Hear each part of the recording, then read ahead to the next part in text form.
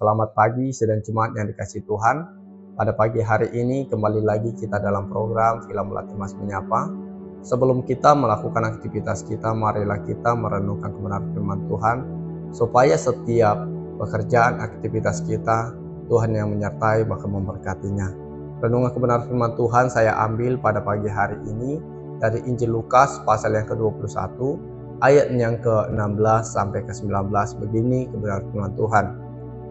Dan kamu akan diserahkan juga oleh orang tuamu, saudara-saudaramu, kaum keluargamu, dan sahabat-sahabatmu, dan beberapa orang di antara kamu akan dibunuh. Dan kamu akan dibenci semua orang oleh karena namaku.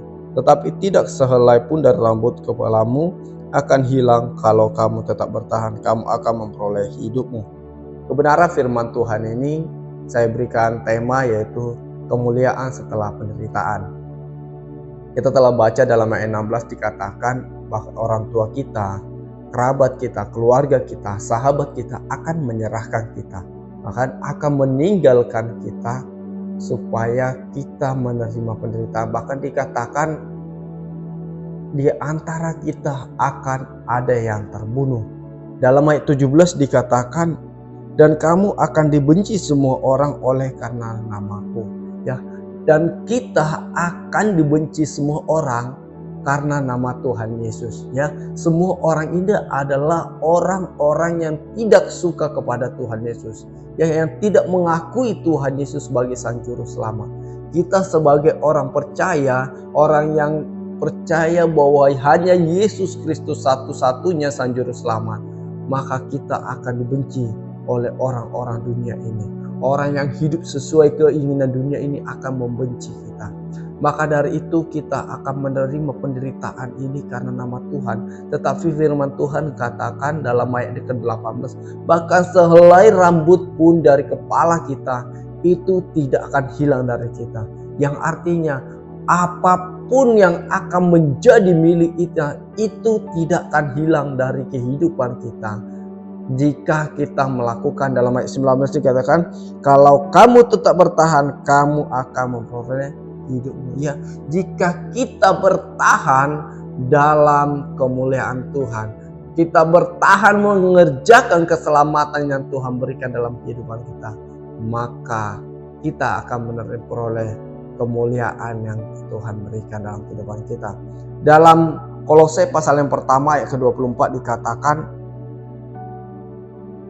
sekarang aku bersuka cita bahwa aku boleh menderita karena kamu dan menggenapkan dalam dagingku apa yang kurang pada penderitaan Kristus untuk tubuhnya, yaitu jemaat. Ya, dikata Rasul Paulus berkata dia menerima penderitaan yang kurang dalam dagingnya yang dimiliki Tuhan Yesus.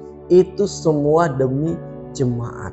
Marilah kita mau saling tolong menolong, ya, saling bahu-membahu menerima penderitaan, supaya sidang jemaat Tuhan ini boleh bersama-sama mendapatkan kemuliaan. Karena kita ingin menjadi gereja yang sempurna, gereja Kristus.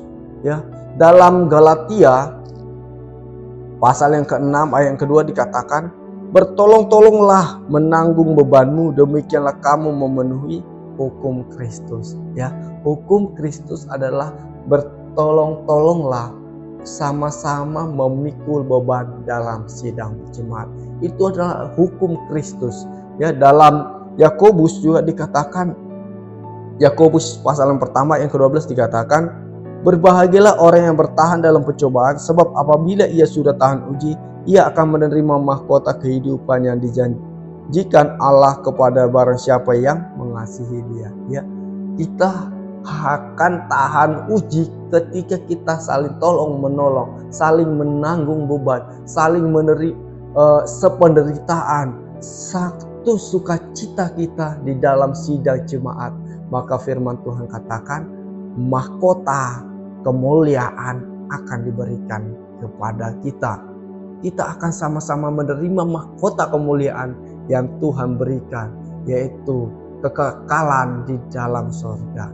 Walaupun saat ini kita sudah melihat banyak orang-orang Kristen, orang-orang yang percaya kepada Tuhan menerima gangguan, menerima penderitaan, ya. Bahkan banyak terjadi hal-hal yang tidak masuk akal lagi di akhir-akhir zaman ini. Tetapi kita harus bertahan di dalam penderitaan itu. Kita harus saling tolong-menolong, saling menanggung beban di dalam sidang jemaat. Maka kebahagiaan itu akan kita terima, mahkota kekal itu akan kita terima. Terpujilah nama Tuhan Yesus Kristus. Biarlah kiranya benar firman Tuhan ini boleh menjadi rema dalam kehidupan kita. Kita akhiri kebenaran firman Tuhan ini, kita berdoa. Bapa di dalam sorga, kami mengucap syukur, berterima kasih buat segala kebaikan kemurahan-Mu dalam kehidupan kami. Kami yakin dan percaya Tuhan, kebenaran firman-Mu ini akan bertumbuh hingga berbuah bagi setiap kehidupan kami. Dan kami boleh bertahan dalam setiap penderitaan yang kami terima. Dan kami boleh memperoleh kehidupan yang kekal, mahkota kemuliaan yang Kau berikan bagi setiap kami. Berkati setiap pekerjaan usaha kami, aktivitas kami pada sepanjang hari ini Tuhan. Terima kasih Bapa. Dalam nama Yesus kami berdoa mengucap syukur. Haleluya. Amin.